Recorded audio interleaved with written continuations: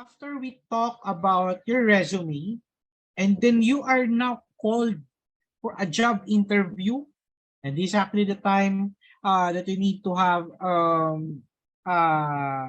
you need to learn no about these interview sessions. However, interviews are nerve-wracking. No matter how experienced you are in your career, or no matter how many interviews that you have, you feel this kind of feeling nervous no at a specific time, especially the time that you're actually going to interviews.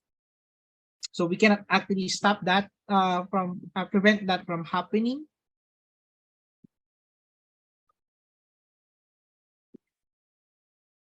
But the only thing that you can do before the interview is to prepare. Okay? So all in all, whenever you to avoid no being mentally blocked during the interviews or doing stutter, preparation is the key. This session, I will actually help you to prepare for your success.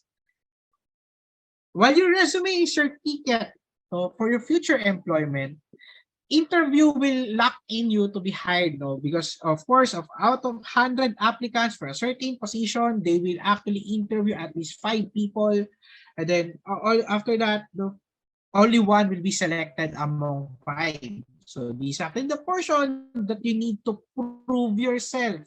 You need to be prepared enough not to be hired. This will be the last step before you will be hired for that position. As many mentions, no, you can apply around 10 companies in average. Only 2 of them will call you for an interview, but only 1 of them will be hired. Isa lang yung position na yun. So, isa ka lang din na ma-hire for that position. So, let's talk about how to prepare for your success. Number 1 is to sell yourself. Selling yourself meaning highlighting the things that why you are fit for that job. Don't oversell yourself by exaggerating things. So sell yourself accordingly based on the job description that is needed for the job. Next is you need to know your customer. You need to search about that company. What is their team? What is their culture? In for me, when I'm applying, no, so usually in LinkedIn, I connect with their HR just to know the people that may interview me. Ano mga aspirations sila. Whenever you're interviewed, sasabihin sa inyo kung sino yung mag-i-interview sa inyo. So usually ginagawa ko, sinesearch ko sila on Facebook or on LinkedIn, then ano ba ang mga gusto nila, no? Kasi you need to strategize eh. Kasi whenever you apply, 'di ba kayo, for example, na interviewin, gusto mong makaangat against sa kanila. So kailangan mo magsabi, you need to share something about yourself that actually relates your customer. So you need to understand your interviewer as well. So as I mentioned, find out about the interviewers, as I mentioned early on. Familiarize yourself with the venue. One of the things that you need to look at is that whenever you're applying for the job, you need to know its location. Hindi tayo basta, minsan kasi nangyayari, nalalaman lang natin yung location ng isang trabaho whenever we are called to interview. No? And then di mo alam kung paano yung papunta doon. So you need to study that, familiarize yourself, get to the venue at least 1 hour, to be familiar with the venue, para hindi ka rin mali.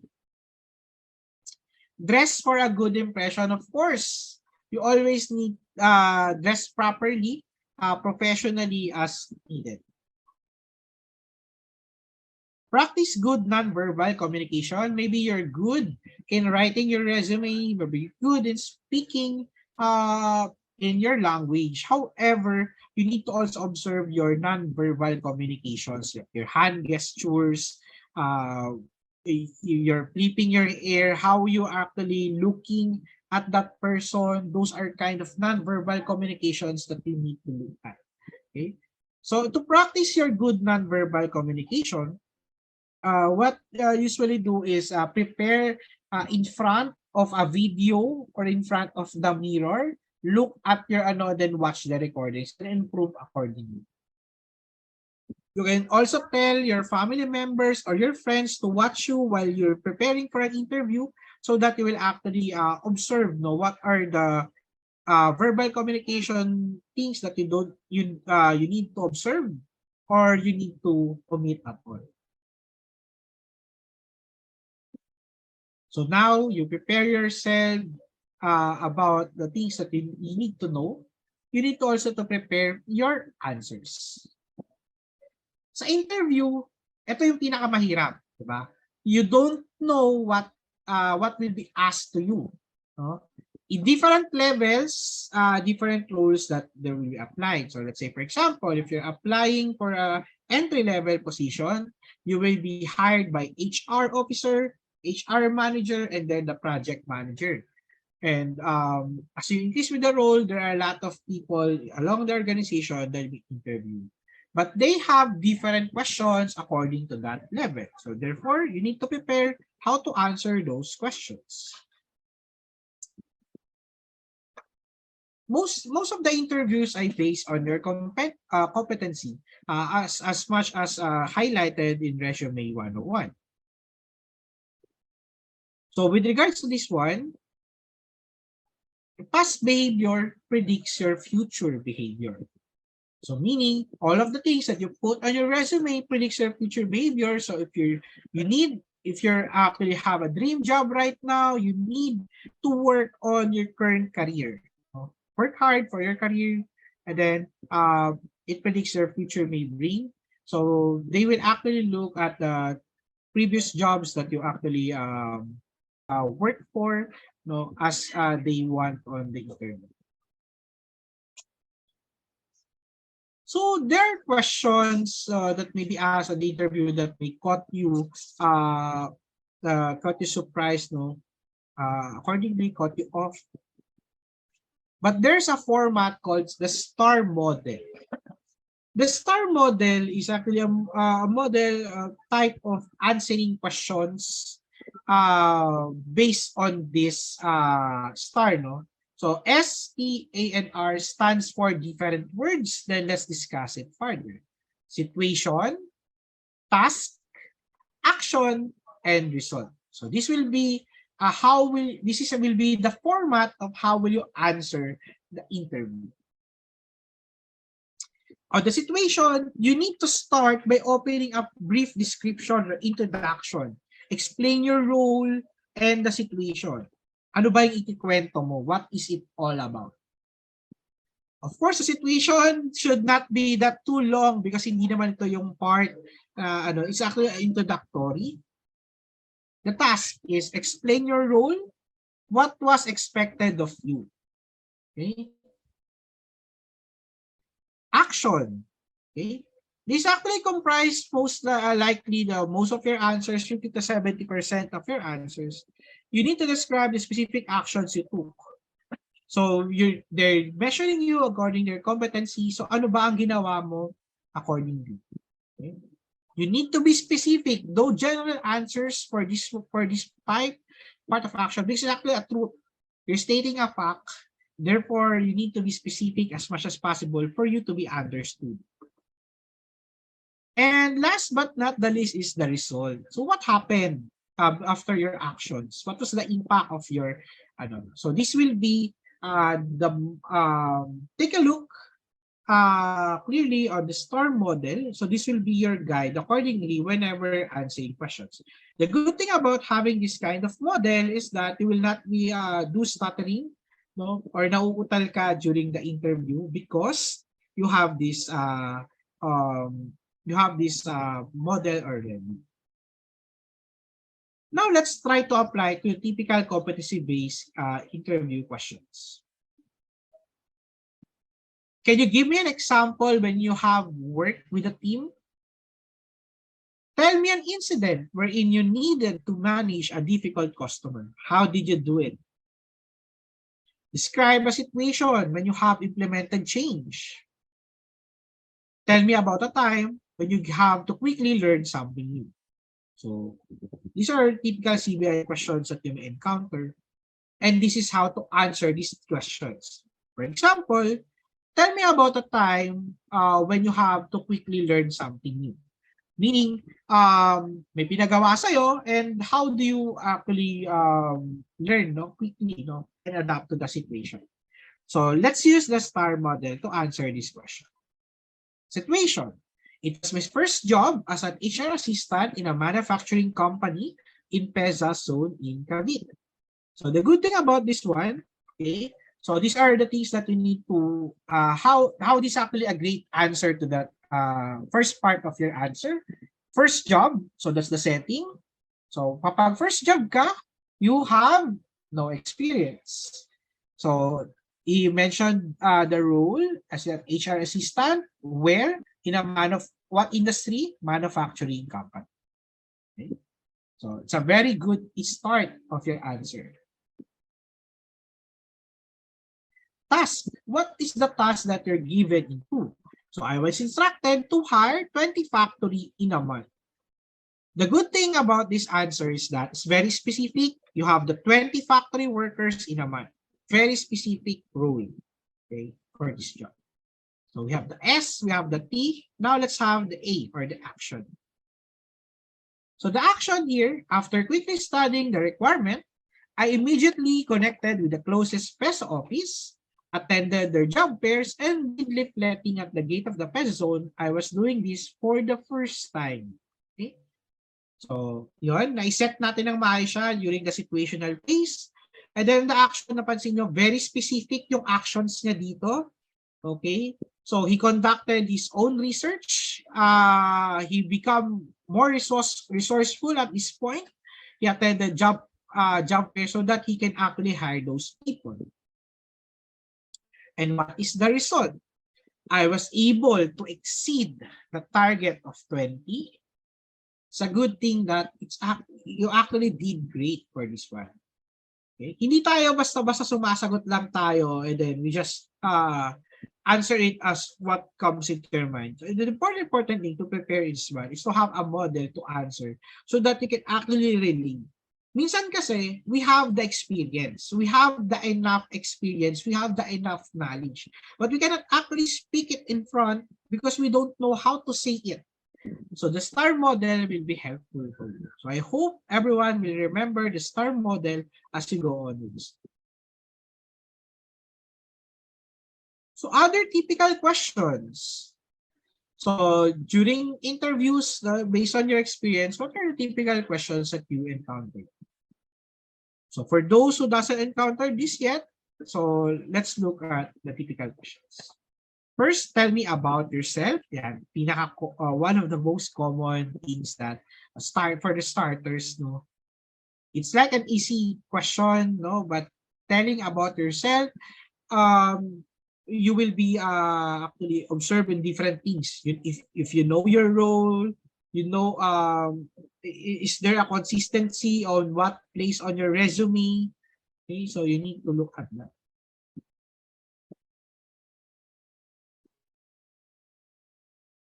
What are your strengths and weaknesses? Okay, so you need to know that. Other questions? But always remember this, whenever you're answering about your strengths, you need to not oversell yourself. And you're talking about weaknesses, no, you need to say it in a positive way. I will give you an example. So, one of my weaknesses is I actually a perfectionist. No? However, I'm working on it to develop, no, to adapt with my team as needed based on the task. All in all, so it's actually a positive thing pa rin at all. So you don't need to say a weakness, no? You need to say that you're working on it. Okay? Always remember that. Whenever you state a weakness, always remember, tell other people that you're working on it. Why do you want to work for us? Okay? Why do I need to hire you? So these are the kind of questions that you need to prepare for. Why did you leave your previous job? In answering this question, my tip on this one is don't speak negatively to your previous job. State some facts. Let's say, for example, you want a different role, you want a higher role, you want a green. You don't say bad things no, about your previous company. Because you need to be grateful because you are paid. Okay? And it's actually leave a bad impression, especially you will be hired for a new company. So make sure that you typically say something good about your company. Let's say, for example, we'll give you an example. So I love my previous role in my previous job in my previous company. However, I'm looking for a greater role for myself and my family. It's actually a good way to say that naghahanap ka ng higher salary for your job. You don't necessarily kailangan to be direct on that. Okay, so kailangan natin i-construct natin siya to the point that it's actually pleasing to hear. Nang without na sinisiraan mo yung previous company. Where do you see yourself 5 years from now? So this is actually a good question, but don't say that you will be transferring from other company 5 years from now. So maybe basically you need to, how do you find yourself as in that company? Okay? They ask these questions because they want to know if you will be for a longer game. No? Are you for the long goal? Are you for the long shot? Are you for the short term? Okay? Now, we know how to answer the questions. Let's now prepare and handle other types of interview aside from a face-to-face interview.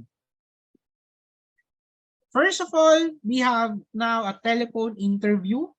So first, start with find a quiet place when there's no distractions. So you of course, you need to observe that you have a good signal on your phone.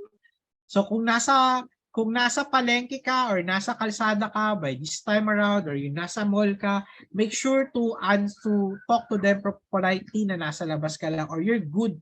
Please find a quiet place first. Have a supporting documents. Whenever you're applying, kailangan may kopya ka lagi ng resume mo. Okay, and other certificates on your phone. Either sa Google Drive yan, so please get ready to have that. Because it's actually important, baka may mga ma-miss out ka na informations whenever you're talking. Smile when you talk, they will hear this. I agree. So it's actually proven already in different studies. So please speak as if you're actually facing the interview. Treat the interview like a traditional interview as so hindi porket hindi ka nakikita on the screen, you will just answer it accordingly. So you need to use your STAR model whenever you're answering questions.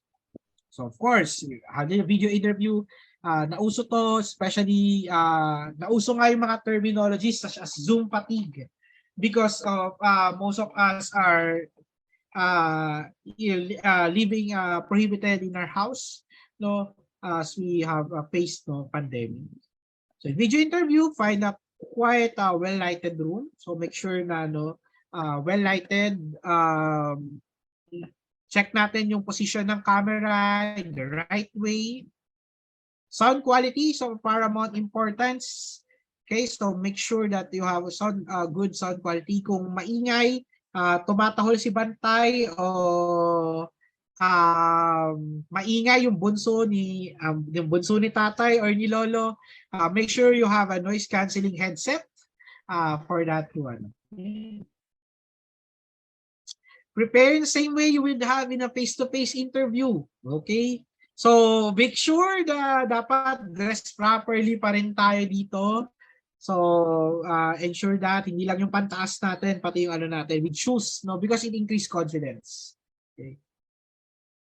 You may need to register early on, so make sure that your username or email is appropriate. So yung mga Zoom accounts nyo, okay, or Google Meet accounts, please ensure na maayos yung username nyo as we studied on our email address editing. So yung video interview, as we continue, you need to test your camera and microphone before the interview.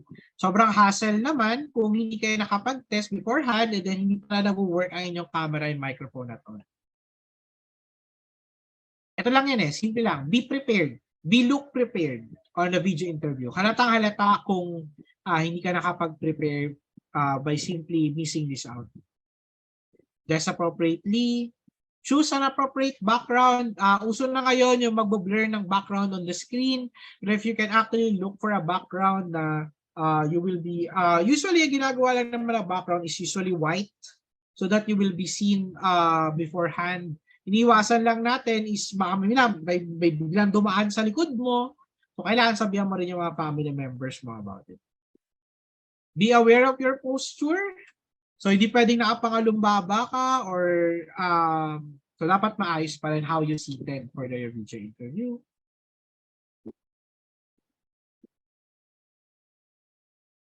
So all in all, so you prepared so all in all in this talk, you prepare for the interview. Okay? So beforehand. So during the interview, you need to do great using the STAR model. And now after the interview, here's the waiting game, and I hope you will be hired for your dream job.